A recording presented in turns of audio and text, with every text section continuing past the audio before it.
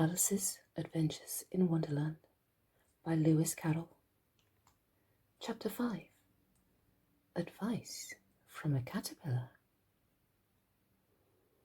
The caterpillar and Alice looked at each other for some time in silence. At last the caterpillar took the hooker out of its mouth and addressed her in a languid, sleepy voice. "Who are you?" This was not an encouraging opening for a conversation. Alice replied rather shyly, I hardly know. Sir, just at present at least I know who I was when I got up this morning, but I think I must have been changed several times since then. "What do you mean by that?" said the caterpillar sternly. "Explain yourself." "I can't explain myself, I'm afraid, sir," said Alice, "because I'm not myself, you see." "I don't see," said the caterpillar. "I'm afraid I can't put it more clearly," Alice replied very politely, "for I can't understand it myself to begin with, and being so many different sizes in a deer is very confusing." "It isn't," said the caterpillar. "Well, perhaps you haven't found it so yet," said Alice. "But when you have to turn it into a chrysalis, you will someday, you know, and then after that into a butterfly, I should think you'd find it a little queer, won't you?" Not a bit," said the caterpillar.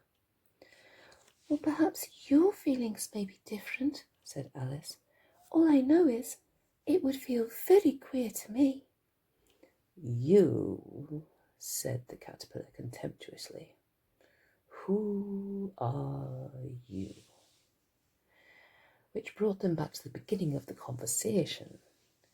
Alice felt a little bit irritated at the caterpillars making such very short remarks, and she drew herself up and said very gravely, "I think you ought to tell me who you are first."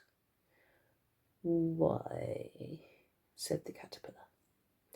Here was another puzzling question, and Alice could not think of any good reason, and the caterpillar seemed to be in a very unpleasant state of mind. She turned away. "Oh, come back," the caterpillar called after her. "I've something important to say."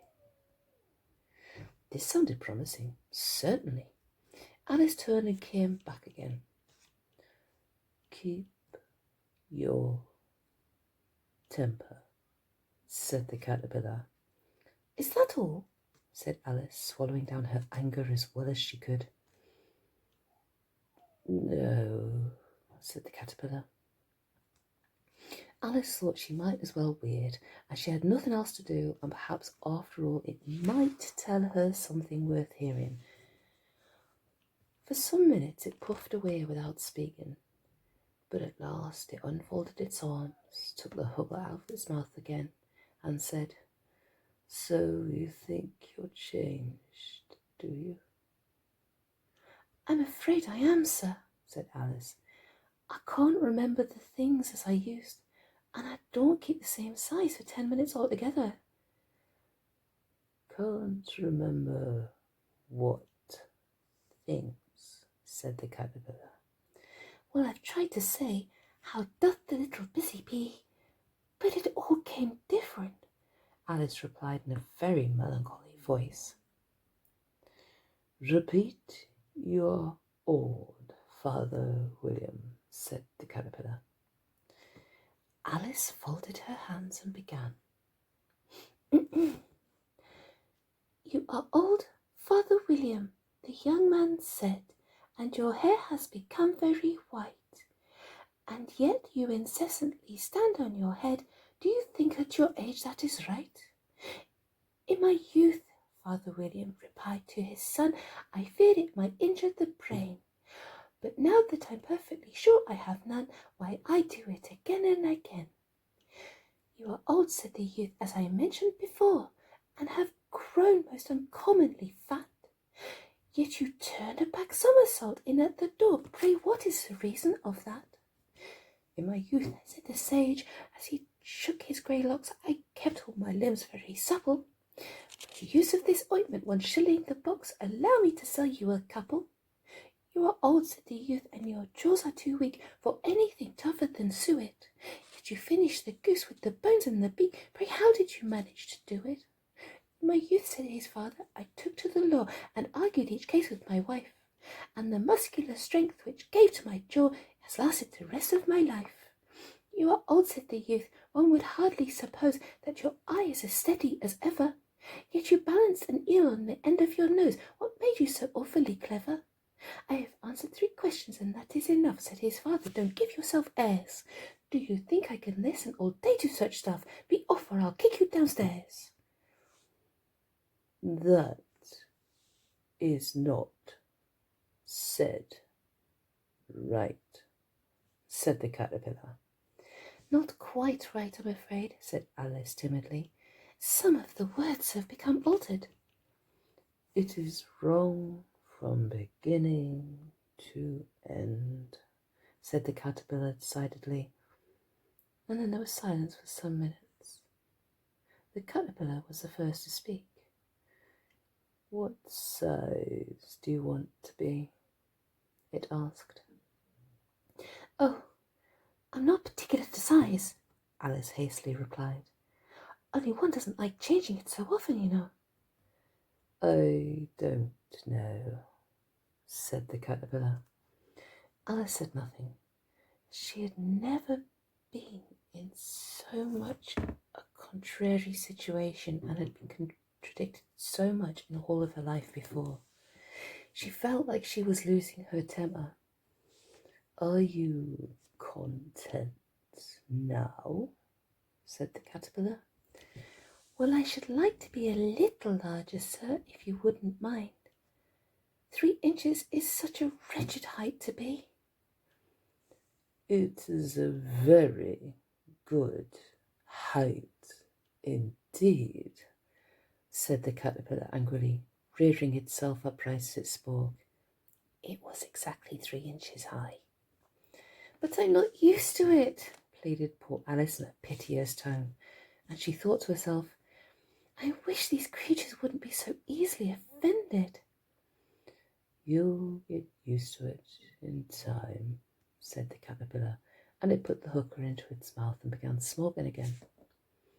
This time Alice waited patiently until it chose to speak again. In a minute or 2, the caterpillar took the hooker out of its mouth and yawned once or twice and shook itself. Then it got down off the mushroom and crawled away into the grass, merely remarking as it went, One side will make you grow taller, the other side will make you grow shorter. One side of what? The other side of what? Thought Alice to herself. Of the mushroom, said the caterpillar, just as if she had asked it aloud, and in another moment it was out of sight. Alice remained looking thoughtfully at the mushroom for a minute, trying to make out which were the 2 sides of it, and as it was perfectly round, she found this a very difficult question. However, at last she stretched out her arms around it as far as they would go, and broke off a bit of the edge with each hand. And now which is which? She said to herself, and nibbled a little of the right hand bit to try the effect. The next moment she felt a violent blow underneath her chin. It had struck her foot. She was a good deal frightened by this very sudden change, but she felt there was no time to be lost, as she was shrinking rapidly, so she set at work at once to eat some of the other bit. Her chin was pressed so closely against her foot that there was hardly any room to open her mouth, but she did it at last, and managed to swallow a morsel of the left hand bit. Come, my head's free at last, said Alice in a tone of delight, which changed into alarm in another moment when she found that her shoulders were nowhere to be found. All she could see when she looked down was an immense length of neck, which seemed to rise like a stalk out of a sea of green leaves that lay far below her. What can all that green stuff be? Said Alice. And where have my shoulders got to? And oh, my poor hands, how is it I can't see you?